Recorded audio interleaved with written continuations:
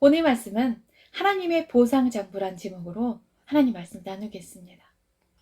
우리는 하나님을 섬기고 헌신하지만 때로는 아무 열매가 없는 것처럼 보일 때가 있습니다.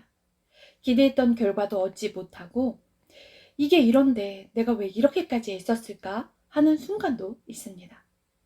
그러나 사람이 환경이 보상하지 않아도 하나님은 반드시 기억하시고 가장 최고의 방법으로 갚아주시는 분이신데요. 오늘 말씀의 강대국이었던 두로라는 도시는 하나님을 대적하며 교만했습니다. 하나님은 느부갓네살 왕을 사용하여 두로를 심판하셨는데요. 느부갓네살 왕은 섬 요새 도시인 두로를 무려 13년 동안 포위하여 포위전을 이어갔습니다. 그 군대가 두로를 치려고 수고하였으나 그 수고한 대가를 얻지 못하였느니라. 머리가 벗겨지고 어깨가 닳도록 싸웠지만 기대했던 전리품은 얻지 못했는데요. 사람의 눈으로 보면 헛수고였습니다. 그래서 하나님은 두로가 아닌 느부갓네살에게 애굽을 주시며 말씀하십니다.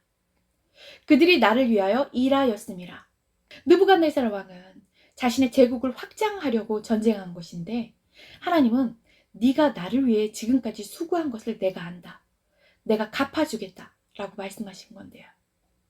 그것은 하나님의 심판을 집행하는 도구로 사용되었다는 말씀인데요.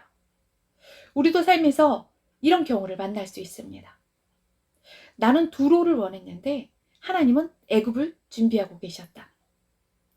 난 이걸 기대하고 열심히 했는데 결국 내가 생각한 걸 얻지 못하는 경우가 있어요. 하나님 안에서 기대한 것이 있었는데 하나님은 결국 내가 생각한 것이 아닌 다른 걸로 그 일에 대한 보상을 해주시는 것. 여러분들은 체험해 보셨나요? 우리가 기대한 보상은 아니었지만 하나님이 주신 보상은 더 컸는데요. 기대했던 그 두로는 그 섬, 요새 도시였지만 결국 하나님이 주신 애굽은 나일강의 풍요로 인해 곡물, 가축, 금은보화 등 자원이 아주 많은 도시가 아닌 매우 거대한 제국, 국가였는데요. 결국 하나님은 보상으로 두로가 아닌 더 좋은 애굽으로 갚아주셨습니다. 이 설교를 쓰다가 마침 설교 내용에 매치되는 사례는 아니지만 가벼운 예로 짧게 같이 보시기 좋은 영상을 발견해서 좋은 것도 같이 봐야 되니까 빌려왔어요. 같이 보시죠.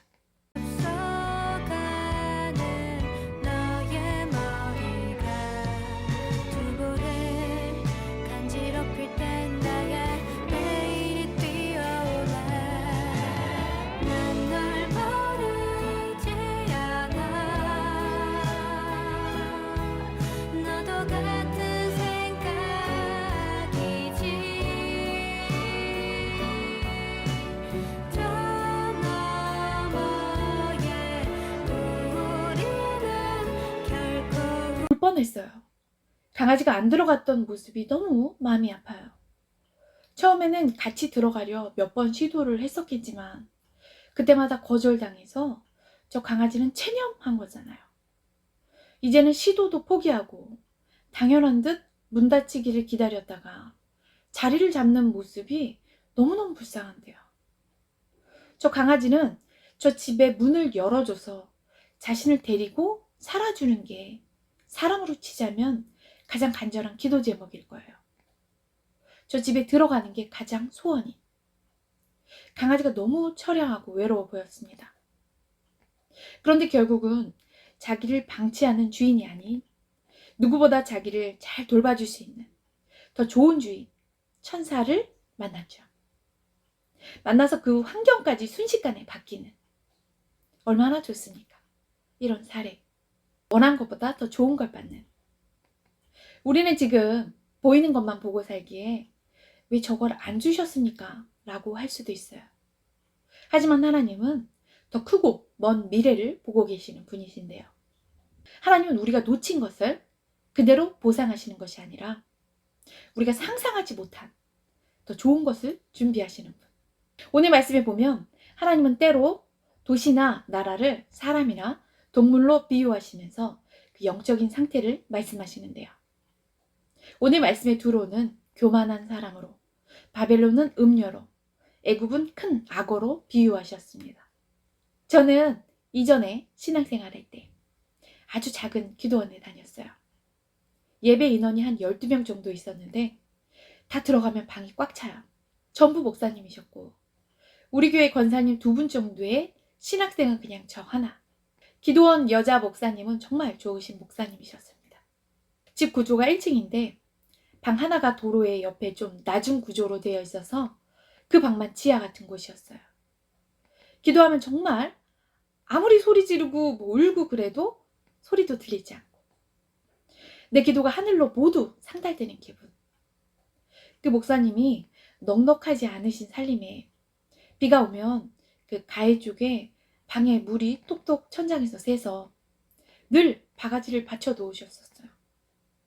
그러시면서도 굉장히 자주 그 목사님은 신학생이었던 제게 책을 사라고 그날 예배 드리셨던 헌금 전부를 절 다 주시곤 했었는데요.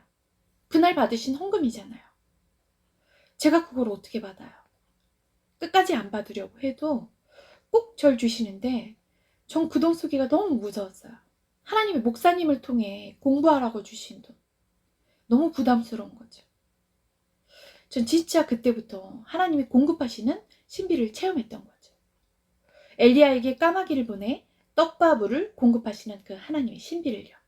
진짜 꼭 봉투채 주시면서 하나님이 주래 라시면서 그 물이 뚝뚝 새는 밤, 그 어려운 형편에 그날 받은 헌금들을 다 저를 주셨는데 안 받는데도 매번 부담스럽게 주시니 너무 슬퍼서 펑펑 울었던 적이 한두 번이 아닙니다. 그래서 제가 힘들어도 지금 끝까지 와서 목사가 된 걸 거예요. 하나님의 방법이신 것 같아요. 넌 이래야 가능해야. 뭐 이런. 나 목사하라고 이 정도까지 해주셨는데 뭐 이런 극부담을. 그것만 있으면 덜 했을 수도 있는데 결국 목사님 안수 받을 땐 안 받으려고 미루고 도망도 다녔는데 70대 목사님이자 교수님.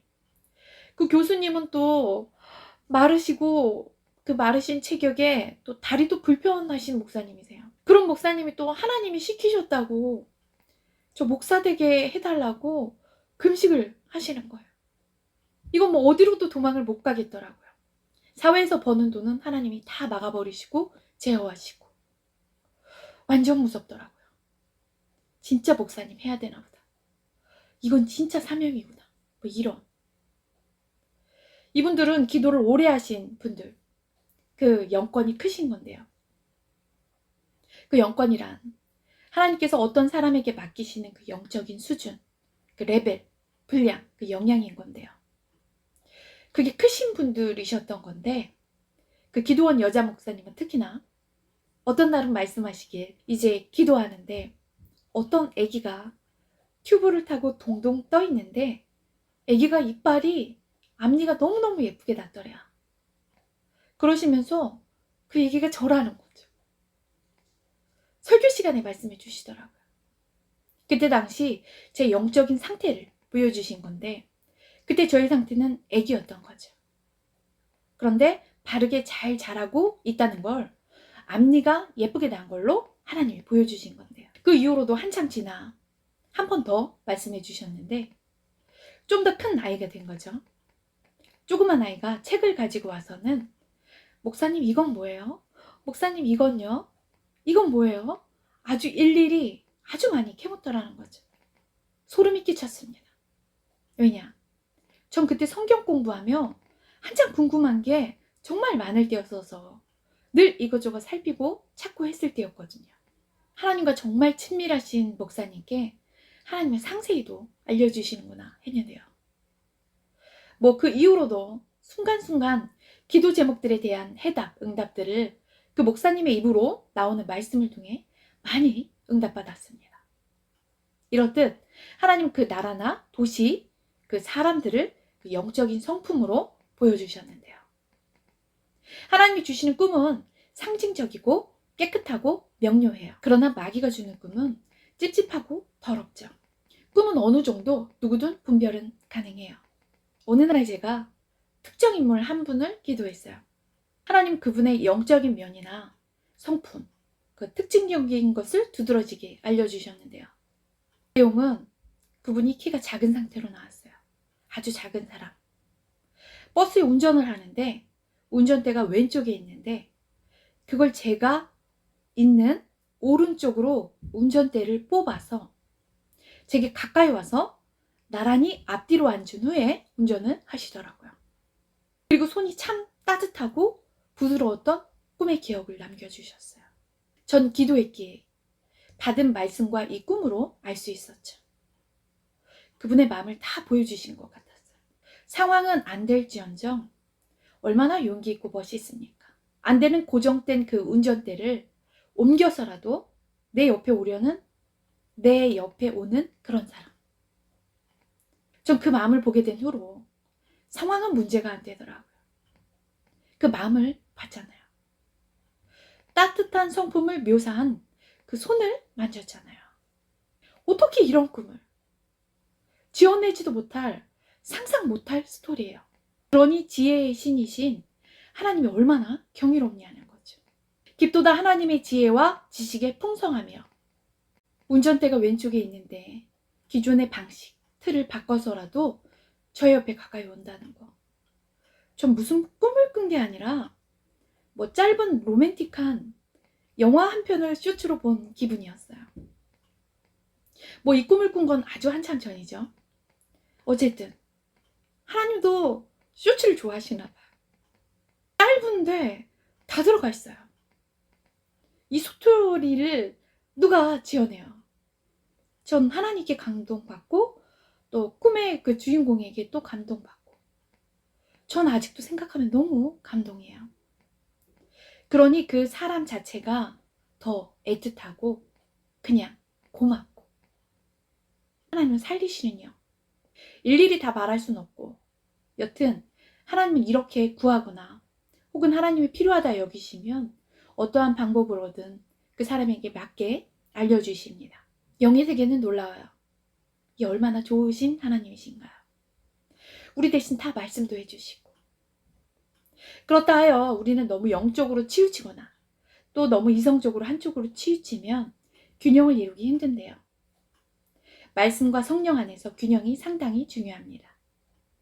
면밀히 생각해보면 저에겐 이 은혜, 이 보상을 주신 것 같습니다. 어휴, 답답하게 그 작은 기도원에 왜 가? 크고 좋은 데가 얼마나 많은데. 뭐 이런 겉모습만 보는 이성적인 분들은 진짜 보석을 볼 줄 모르는 거죠. 때로는 자꾸 보잘것없어 보이는 그 자리에서 하나님의 기름 부으심이 더 강하게 임하기도 하고 반대로 크고 화려해 보여도 하나님의 임재는 전혀 없을 수 있는데 기도 장소를 편리함, 그 힐링 장소로만 추구하는 사람들도 있어요. 전 그 기도원이 물이 새고 열악한 환경이었지만 이곳은 진짜 하나님이 인도하셨다.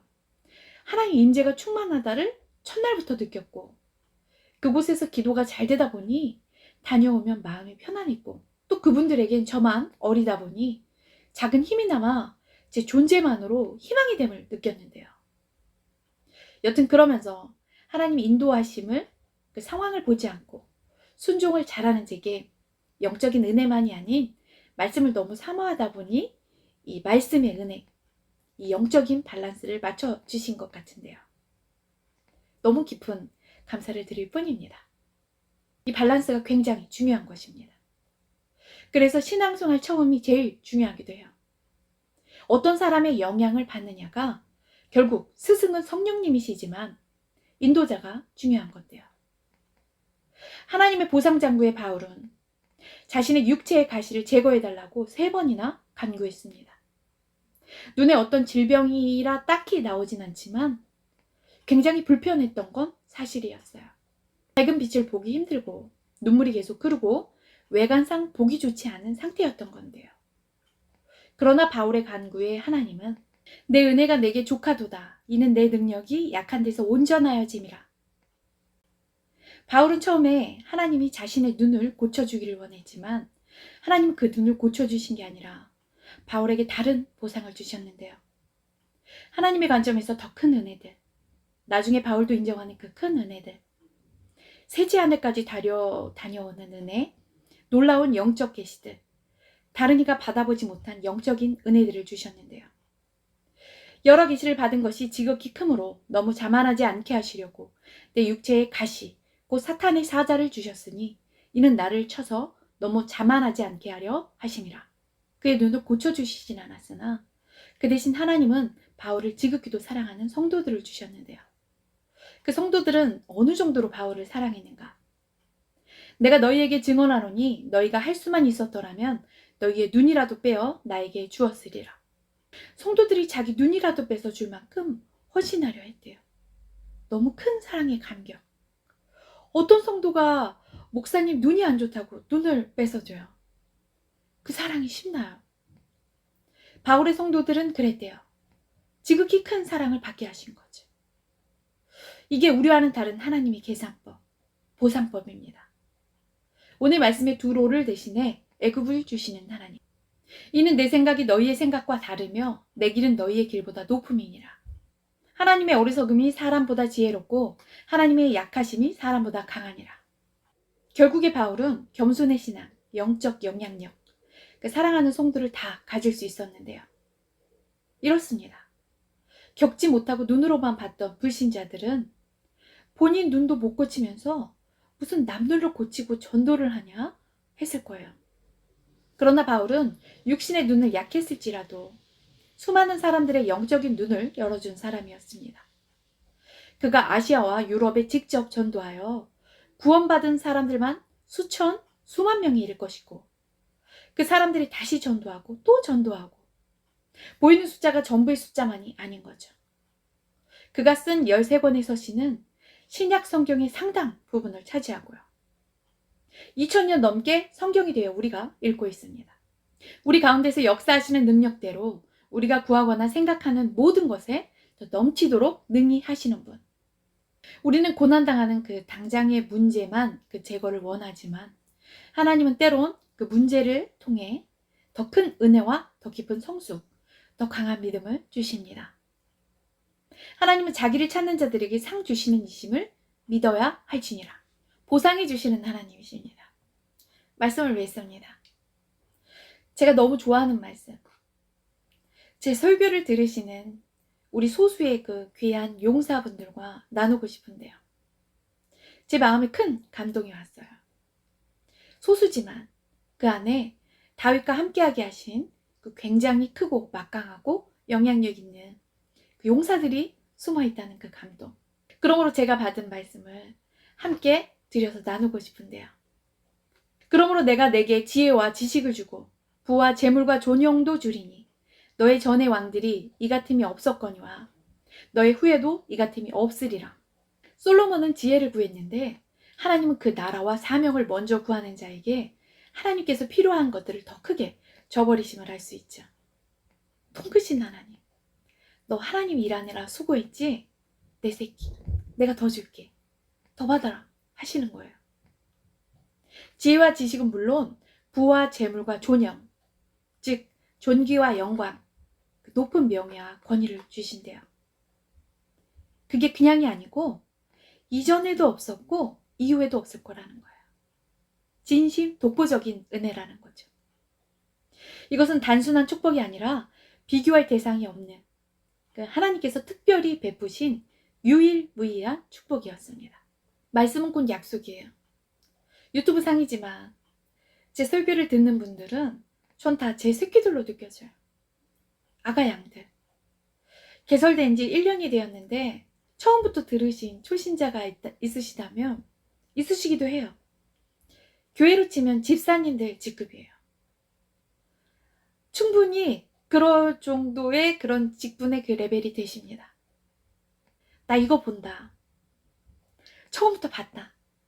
손 드시면 나중에 제가 뵙게 되면 진짜 집사님으로 불러드릴 거예요. 임명장도 드릴 수 있어요. 성이 조씨이시면 조집사님 이렇게. 모든 분들이 장로님까지 쭉쭉 이 신앙 잘 지켜가시면 훌륭한 장로님들이 많이 배출된다면 제게 그보다 더한 보람 있는 일은 없을 것 같아요. 아니 권사님 얘기는 왜 안 하냐 할 수 있으시겠지만 장로님들이 나오면 그 부인님들이 저절로 나오게 되고 권사님은 자동 배출되는 거니까. 제가 뒤에서 늘 기도도 해드려 왔지만 누구든 자기 새끼한테는 직접 좋은 것만 주고 싶은 법. 제가 받는 그 축복의 말씀은 곧 우리 다 같이 받는 말씀이에요. 하나님께서 목사에게 부어주시는 그 은혜와 축복, 그 영성은 교회 전체로 흘러가기 때문이죠. 듣는 이들은 동일한 축복, 동일한 은혜, 그것을 함께 누리게 되는 거죠. 축복 받으실 거예요. 딱 집어 어떤 축복? 자기 분야에서 비교할 자가 없는 독보적인 은혜의 축복. 이미 누리고 계신 분들도 있을 거예요. 지혜와 지식, 부와 존영을 누리는 솔로몬의 축복. 우리 그렇게 모두 하나님 나라를 위해 열심히 일했으나 열매를 맺지 못한 그런 수고가 있어도 그 보상의 수고로 두로가 아닌 더 큰 애굽의 축복을 주시는 그 하나님을 만나고 그 하나님이 우리를 통해 그 축복을 드러내시는 때 그 축복을 자랑하시는, 모두 보상받으시는 귀한 모든 한 분 한 분 되시기를 주님의 이름으로 사랑하고 축복하고 기도하며